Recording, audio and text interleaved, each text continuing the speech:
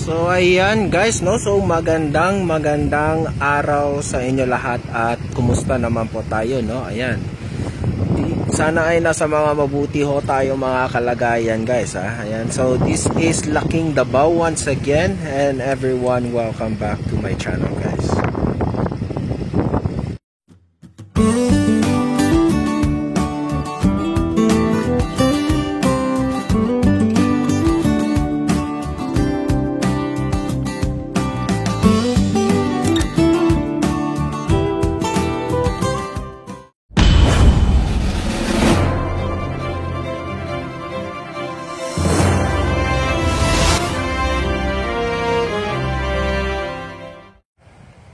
So ayan ho guys, no, so magandang araw sa inyo. Ayan, so guys, nandito tayo ngayon sa may Mamay Bypass Road guys, no. So magkakaroon tayo ng pananggalian na pag-update o dito na area guys, no, kasi meron ho kung kasalukuyan na ongoing project dito sa Bypass Road mismo, no. Ito na ho yung kanilang Mamay Bypass Road extension, no. Yun yung ating update ngayon dito ngayon guys, no. So ngayon nandito tayo sa may gilid mismo nitong Davao International Airport, no. Ito na mismo yung runway, no. Ayan. So maganda pala yung view dito guys, no, sa downtown area and sa Davao City, no. Do downtown, no, which is doon banda, no. And then this is the Bahada, no. And then this is the Lanang district, no. Ayan, ito na yung Lanang. This is the Azuela Coves, the residence, no. And then the Dusit dito Tani na hotel. Ayan, ayan guys, no. So ayan guys, no, so magkakaroon tayo ng pag-a-update, no, dito kasi nagawin na rin ako tayo dito na area, so kaya napag-isipan kong mag-update dito dahil naalala ko, no, na merong ginagawa dito yung extension nga ng bypass road na ito, no. Ayan, so dun tayo, ito yung road, yung sasakyan na yan, palabas yan, papunta yan siya doon sa may Mamay Road, no, or pagkakanan siya, lalabas niya dyan isa papuntang CP Garcia Highway, no, or sa diversion road na, no, which is yun muna ang ginagamit ngayon usually sa bypass na ito coming from Mamay, no. Doon may turning point dyan na para palabas papuntang CP Garcia Highway, when ito naman ay ang papunta na diretso na papunta na doon sa may yung ginagawang extension nito guys, no. Ayan, no. So ayan, so next time around, if the itong extension nila ay magbukas na sa public, ayan, so dito na pwede dumaan, especially those who are going to the airport, no. Yung sadya talaga is airport. Ayan, no. So Cebu Pacific arriving.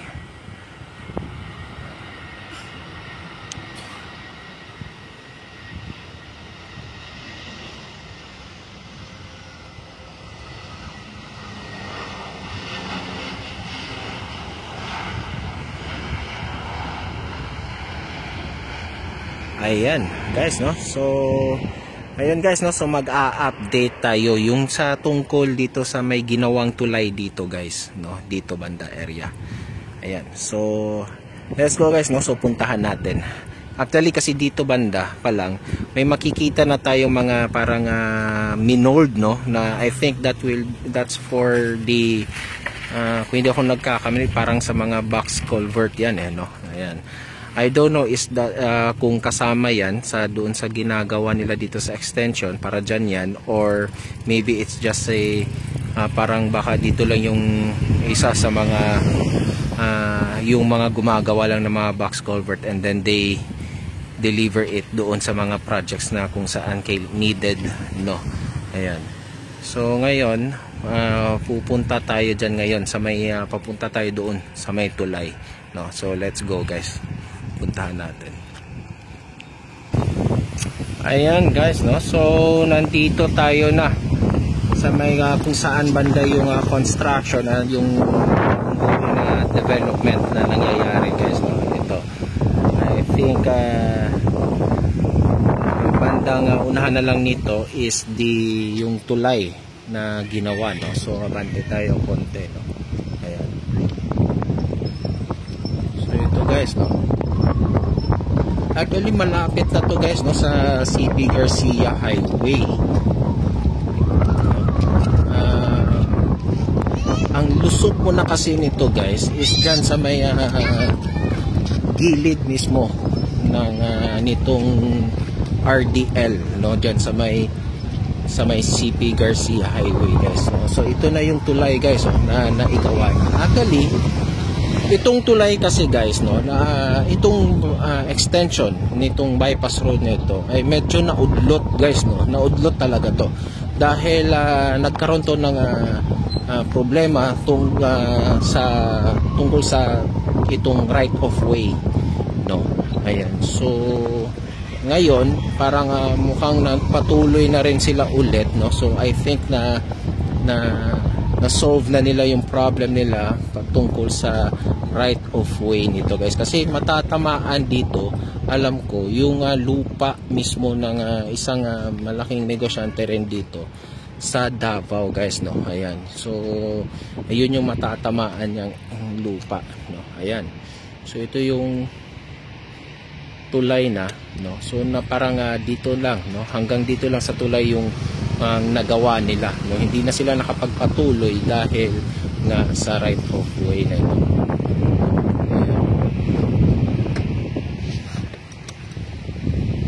Ito naman yung malapit na to mismo. Ayan na yung ano guys, yung tawag nito yung sa airport, no, premises ng airport, no, na area. Ayan, no. Ayan, dyan nakitang-kita dito yung control tower mismo, no. Ayan. So dito guys, no, hanggang dito yung nagawa nila, no. Ayan. So makikita natin dito yung tulay, okay na, no. Kaya lang hindi nga sila nakapagpatuloy dahil nga doon sa matatamaang area, no, na pinagmamay-ari ng isang negosyante dito. Ayan. Pero ngayon, ayun na, no, parang nagpatuloy na sila guys. Ayan. I think siguro nagkasundo na dyan ang gobyerno at saka itong may-ari ng lupa, no. Ayan na, kasi yung may flag na yan guys, yung may flag na yan, yan na mismo yung parang may hotel, no, na malapit sa may airport, no. Ayan. Ayan guys, no. Ayan. So I think right now walang movement. I don't know, maybe it's weekend, no. So hindi pa ganoon ka parang nag full blast. Pero although meron silang ginagawa, no, na parang another bypass, no, doon. At saka ito nga guys, no, parang may ginagawa sila dito. I think maybe para sa ano to guys, no, yung ganito, no, yung sa flood control then, no. Ayan. So this bypass road guys will be a big help also, no, for those na sa mga motorists who are going to the airport, no. Kasi paglabas na lang dito guys, pagka ito ay bukas na sa publiko, paglabas dito ng mga sasakyan, ilang metro na lang po ang entrance ng Davao International Airport. But for me guys, no, para sa akin, it's much better if ever gumawa sana dito ng another access road from here towards to the premises of the airport, no. Ayan, sana magawa ng paraan yan, especially now this Davao International Airport has their own no, diba, yung Davao International Airport Authority, no. Pwede nilang ano yan, parang i-suggest or I don't know, they should propose ba, no. Kasi ngayon nga ang ating Davao International Airport ay may iisa lang ang access, no, going inside sa airport, no. Yun lang nga. And for instances, no, right now sa mga nangyayari ngayon, especially sometimes in during rush hour, nagkakaroon na ng clog dito, no, sa may entrance mismo ng Davao International Airport, no. So I think it will be a very big help if they will put another access road from here para yung mga manggagaling ng mga from Mamay, no, or yung gagamit nitong bypass road nito na galing ng Lanang, no, and Davao City downtown, no, or yung itong Bahada na dito sila dadaan sa may Lanang area, and gagamitin nila itong Damosa, no, dyan sila papasok sa Damosa, and then they're going to use this bypass road towards to the airport. So it will be a very good help, no. So hindi na sila lalabas dito patungo doon sa CP Garcia Highway para pumunta ng airport, no. Dito na lang kasi meron ng access road from here, no. Ayun, no. So matatanggal niya, medyo mababawasan niya siguro yung pag-clog doon sa may entrance ng airport, especially nga sabi ko sa inyo kasi kaya nagkakaroon ng clog doon, guys, kasi meron pang checkpoint yan, no, pagpasok mo ng airport. So kung bulto yung pasahero na papasok ng premises ng airport, nagkakaroon talaga, no, ng line up ng mga sasakyan sa highway, no. So I think syempre kasi yun lang yung entry point, no, going inside this airport, no. So kung yung mga galing nga dito, no, from Mamay, dito gagamit itong bypass road, dito na sila papasok, no. So magkakaroon din dito ng checkpoint, no, para papasok sa premises. It's okay, no, kasi okay lang dito magkaroon ng medyo maliit na pagla-line up, no, dahil wala naman masyadong ano pa dito, no. Ayun, yun lang ang parang ang sana, no, parang suggestion ko, no. I hope i-consider ng Davao International Airport Authority yan. They could request that, I think, to the DPWH ba or sa ating LGU Davao, no, just to prevent the clogging here in CP Garcia Highway, no, kasi nagkakaroon na talaga ng clog. Kasi isipin nyo, guys, lahat ng halos almost I think 90% that who are going to the airport is coming from this side, no, Buhangin, Davao City, Bahada, no. Wala masyado yung mga galing bihira lang yung mga galing norte, no. Ayan, so kung dito sa CP Garcia Highway pa lang, lahat ng coming from Buhangin, from Mintal, syempre kung ikaw ay galing kang Mintal or Kalinan, Turil, you're going to the airport, you're going to use the CP Garcia Highway, no. Hindi ka napapasok ng downtown area. And tapos yung taga downtown naman or Davao City Center, Bahada, Lanang, no, dyan, they could use this one, no. Ayan, no, depende kung saan sila dadaan, pero ito yung pinaka-access, na pinaka-easy access sa kanila para towards the airport. Yun lang yung para sa akin, yung nakikita ko sana na possible na pwede nilang gawain sana, no. It will be a good help for preventing the clog here, no. Kasi ngayon, nowadays, guys, for how many instances nagkakaroon talaga ng clog. Meron ngang isang beses dyan na napadaan ako dyan, tanghaling tapat nagkaroon ng ano dyan, guys, no, nagkaroon ng clogging dyan sa may entrada mismo ng airport. Tapos nandyan pa yung naka-standby yung mga taxi, no, kasi hindi man sila basta-basta nakakapasok ng airport kung hindi pa sila pwedeng wala pang dumadating na eroplano, no. Ayan, so I think it will be give a very good help, no, and for very much more comfortable for the motorist, na para lalo sa mga nagmamadali, meron dito isang access na papunta mismo. Kasi ito na no, gagawa lang sila ng parang another tulay dito, and then they're already inside the premises of the airport, no. Ayan, diretso na sila, no. So I think, no, yun lang. Akin lang naman yun, guys, ha. Hindi ko sinasabi na may ganung mangyayari, guys, ha. Hindi ko inaano, ha. Yun ay akin lang. Sana ano nila, no, ma-materialize nila yan, kasi yun nga, as I said, it will be good help for the motorists, especially here in Davao, kasi grabe na talaga yung traffic here in Davao City, no. Ayan, so yun, no, ayan, ito. So yun yung ating update, no. So dito sa ginagawa dito, may ginagawa sila dito something.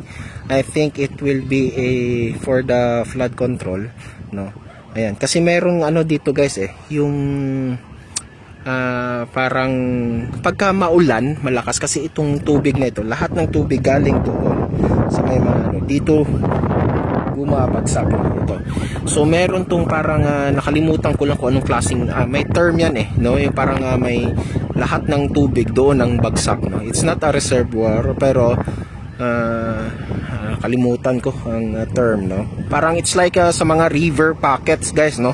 Ayan, no, yung mga ginagawa ngayon mga Japanese no, mga Japan ang nag-introduce niyan kasi yata ganyan din yung ginawa nila doon sa Japan, no. Naglagay sila ng mga river pockets, no, para in case pagka tumaas yung tubig or lumakas yung daloy ng tubig sa ilog ay hindi lahat dire-diretso bagsak doon sa kung saan yung dulo ng ano, no, ng river, no. Merong parang bypass yung mga yung ating yung dadaanan ng tubig, no. Ayan, ayan, ito na talaga yung airport no. Ayan. So yun guys so right now guys, ang update dito ito, no. I think dinadahan-dahan na nila to, no. They are not on full swing. It's clearly they're not on full swing pero dinadahan-dahan na nila nito. Ayan, so I guess na okay na to dito yung problema nila about sa right of way.